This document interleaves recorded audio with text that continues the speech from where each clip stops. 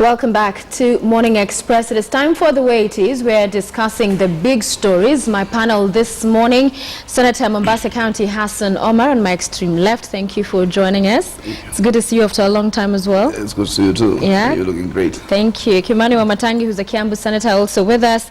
Simba Arati, Dagoretti North Member of Parliament, and Ambrose Weda, who's a lawyer. We thank you for coming to Morning Express on this early Monday morning. Thank you. Yeah, and I hope you're all keeping well. Let's begin with the state of the economy, because that definitely dominating news headlines for a couple of weeks now. The president, quote-unquote, breaking his silence on the issue yesterday. According to him, all is okay. That is what he said, criticized what he says are the critics, and saying they should continue talking, but as far as he's concerned, things are on track. However, Rotich, who's the CS Treasury, says these are turbulent times. Arati, I will begin with you. Is it that bad, or really are we exaggerating a situation that could be worse? No, I'm sorry to say this, that I think the president is asleep. And given that he's asleep, I don't know where he's coming from. Indeed, things are bad.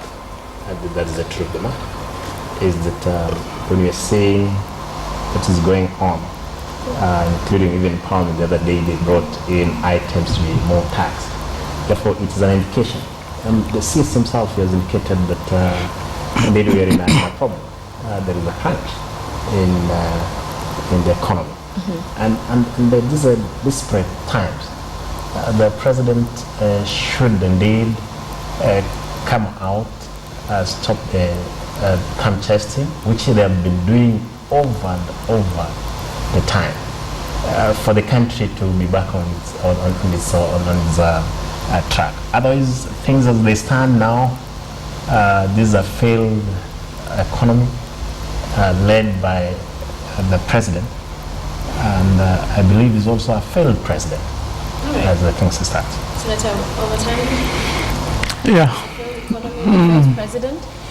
Well, I think the essence of the debate, and I want first to begin by saying that that this is a debate that we must face with a lot of sobriety, because the debate about the economy, about the well-being and welfare of Kenyans is not a political debate. And it also requires one who is people to be well informed on what's happening. And I think when the president was saying that that all is well, he was speaking in a long-term sense. And because the situation as it is that if one tries to assess the day-to-day state of the economy, one can get alarmed. But that alarm would be triggered by probably failure to understand the long-term strategy that has caused that. And as has been said severally, one, let's be frank and fair and honest and say that this is a situation that has been prevailing for the last few months. Not in the last 1 year.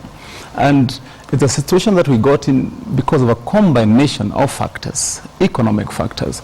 And I think, as the CS was explaining, in the immediate, one of the greatest contributors to this is the international economy itself. You know, what's been happening outside Kenya's boundaries. Right. And because we are a part of the global economy, when trends, when events occur in the global arena which affect the entire economy, then certainly we have to be affected. There are also decisions that were made here at home. Yes, there are those external factors, but then you must concede. There's also decisions that were taken here that have gotten us to this situation. That's what I was going to go to. Right. That certainly, yes, there are a few decisions that have been taken here at home that in the immediate, and I want to draw a simple comparison. See, if today you wanted to invest in a certain business or venture, and it requires you to plan, strategize, and probably take a loan to invest in that venture.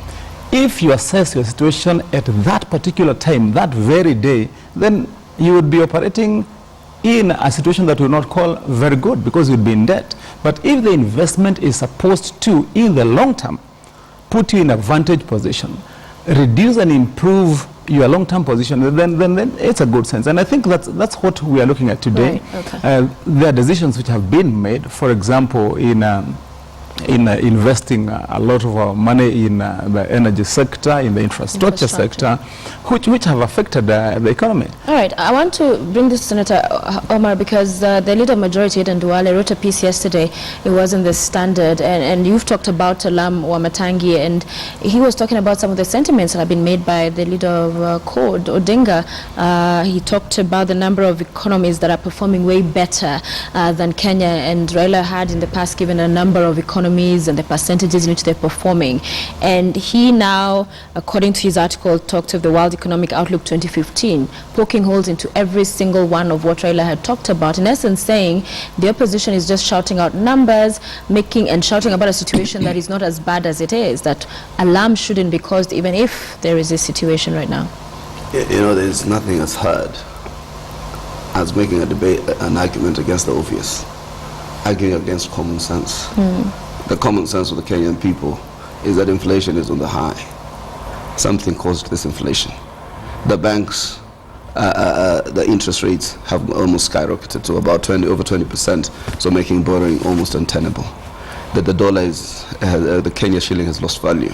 So that's common sense. It's even obvious. But to this question, does it then say we don't what happens? But the truth is, Raila did make this, or the CORD fraternity did make this economic outlook that we're overborrowing.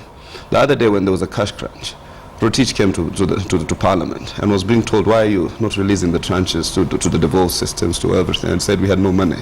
Why don't you have no money? Because last month we had to pay for loans.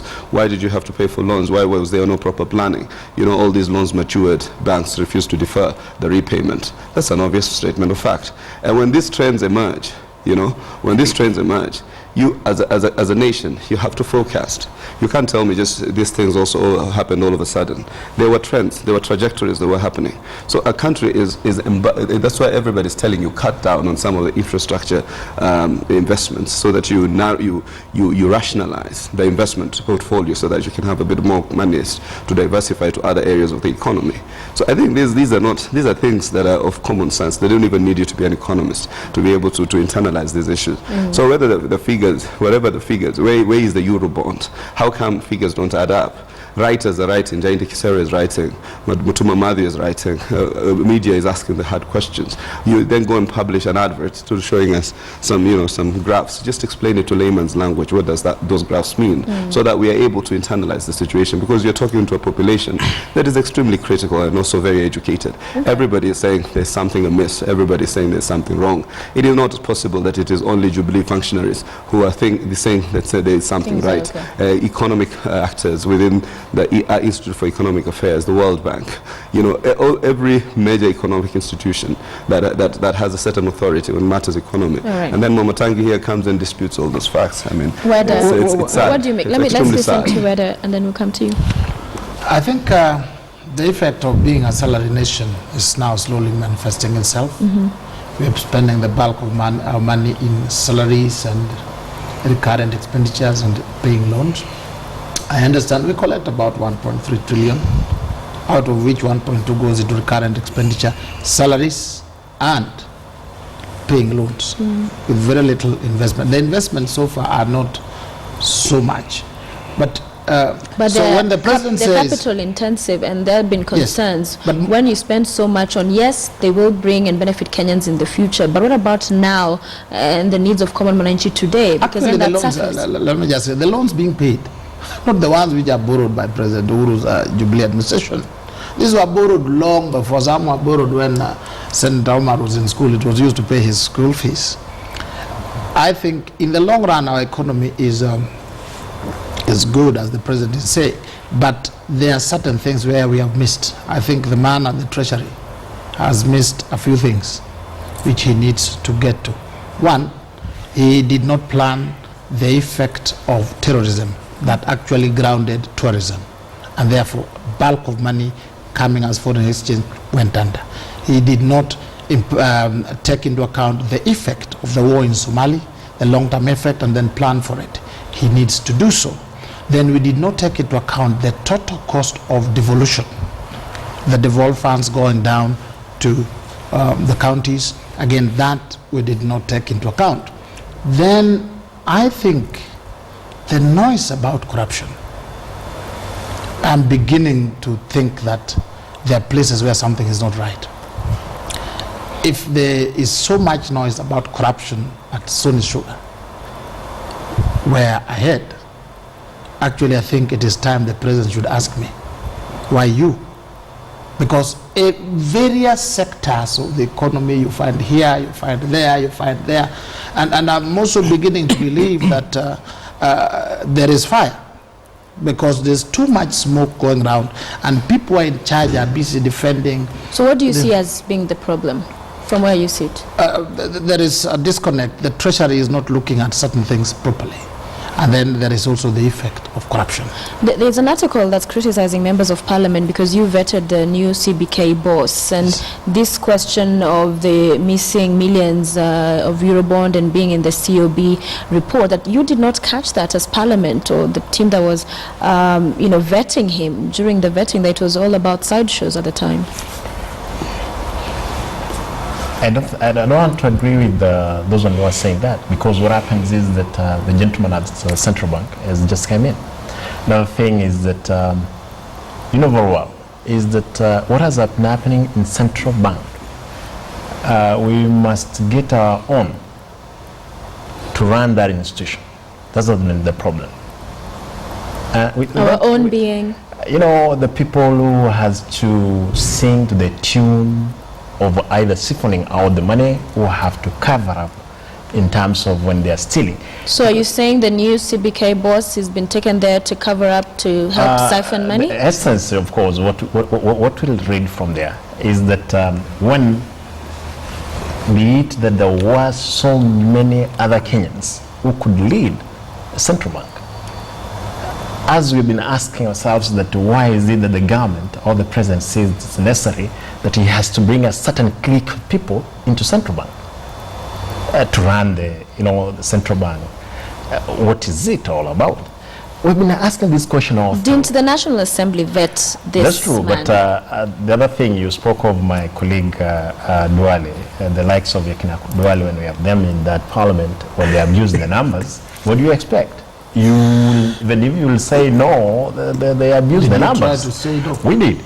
And we did, yeah. I did personally, and not. And you are saying no based on what? You did not feel he was competent, or what? One thing is that we believe that this should have been also given a wider room, other Kenyans to come in to bring the expertise in terms of running central bank. But what is happening? The trend that you have seen, the people who have been brought in there, it's not in terms of. It's not only that clique of people, but the people who have gone to school. Kenyans have gone to school. Therefore, what you have seen is just... so do you think that's part of what has gotten us here? Precisely. Because they could not, one is that they could not account properly. When you're talking about, my brother here, Matangi, is talking of being, it's not politics. I'm asking myself, is that if it's not politics, we're talking of 144 billion Kenya shillings, which is lost. It's until last week, Nairobi Stock Exchange, we're talking of they lost 60 billion in a span of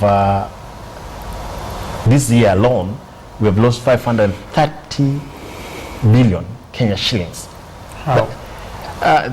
Through the Eurobond. We're talking about through the Eurobond. How did we lose that money? And this is the money that you have lost through the market value. Is there evidence of that? There is. Explain how. There is. He's posing to explain why before we come to Santana. Briefly. I don't want to explain that how we have lost it because one thing. You just know we've lost. No. We have lost money. Okay. We have lost it. We have lost, and here I want to be particular because we're talking about the economy of the country. Okay. We're not talking about who is Wenda, who is Arati, who is Omar. Okay, let me take this to Senator Wamatangi because as you've heard, the Mheshimiwa Arati says the CBK, the people who are brought in after every other term are people that are being brought with the agenda, an ulterior one. Well, with due respect to my colleague, Simbarati, Honorable, I don't think he's got his facts right. You know, as far as the allegations he's making are concerned, and the statements that he's trying to make. And like I said, I want to insist on one thing, that when we talk about the economy, we must be sober. We must tell Kenyans precisely what is happening. You see, when Senator Omar was speaking, for example, there's some facts which we must explain to Kenyans, which we must show them precisely. This is what happened. For example, on the question of why did we pay debts and default on sending money to counties, we know that in good planning, the IMF recommended to Kenya, to the Treasury, that because we have a big public debt, it makes good economic sense to pay debts first. Because if you let debts accumulate and you don't pay them, and you wait for the debtors to come and knock on your door, by the time you're paying, the interest you'll be paying on those debts is way beyond what you're saving. And so, the advisory was first pay the debts before you venture into recurrent expenditure. After you've paid off the debts, then go and spend the rest of the money later. And you see, after those debts were paid, the idea here is to ensure that we sustain or retain the public debt at manageable levels. Now, secondly, when those debts have been paid, you've seen in the last 2 weeks, actually in yesterday's paper and the day before yesterday, you saw a publication from Treasury stating all the tranches of disbursements which have been done to the counties after the payments have been made. And so, like I've said, when we look at where we are as a country, this particular time, the state of our economy right now, if we look at it on the today issue, we may get sensitized, we may get alarmed that we are not going in the right direction. The truth of the matter is that in the long term, in the wider picture, we are quite okay. We should be able to... We are quite okay, but the CS, according to the report on the front page of the Standard today, is talking about tougher times. Taxation on various products is going higher. Yes, this bill came to the National Assembly. It was debated in the National Assembly, and it was passed by the National Assembly to levy taxes on particular items, like cigarettes, like beer. But let me make my point. When opposition walked out in disagreement, because they knew you had the numbers, so no matter what they said, they'd not be able to... let me make my point, Sophie. If you look at the items, for example, other than probably the cars and border borders,